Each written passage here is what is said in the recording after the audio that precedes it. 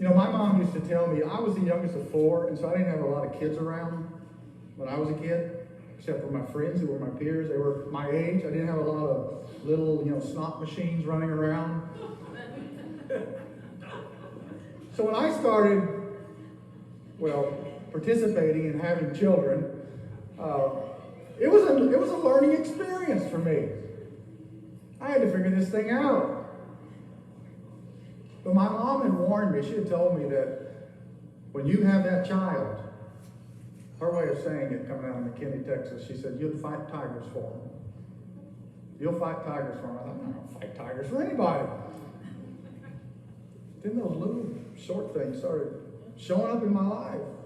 And this brand new instinct kicked in. And fighting tigers, I'd fight a herd of tigers, if that's what they're called. I'd fight whatever for that. I mean, who would you die for? It's probably a short list.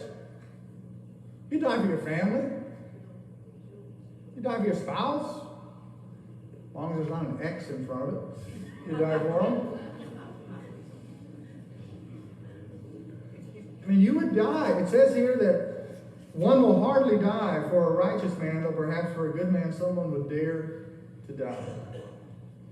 And yet Christ did what he did for us. I don't think he'd die for Adolf Hitler. There was a guy that just got a medal not too long ago, but he got it after his own death because his death occurred because he threw himself on a grenade and saved his platoon that was around him when the grenade was thrown in by the enemy. He threw himself on top of that grenade. And we think, that is something somebody might do to save their fellow soldiers, their comrades in arms. If it looked like it was going to affect all of us, I'll take that upon myself and save everybody else. But that's not necessarily what God did for us in sending his son. Imagine if that same soldier had been captured by ISIS, taken into their camp, they had beaten him up, and while he's staggering there, hardly even be able to stand because of how they've abused him, his own army throws in a grenade in the midst of them. He throws himself on that grenade to protect these guys. That's what God did for us. While we were yet enemies, ungodly, sinners. That's exactly what he did for us. And you know what? Dying for somebody is a possibility.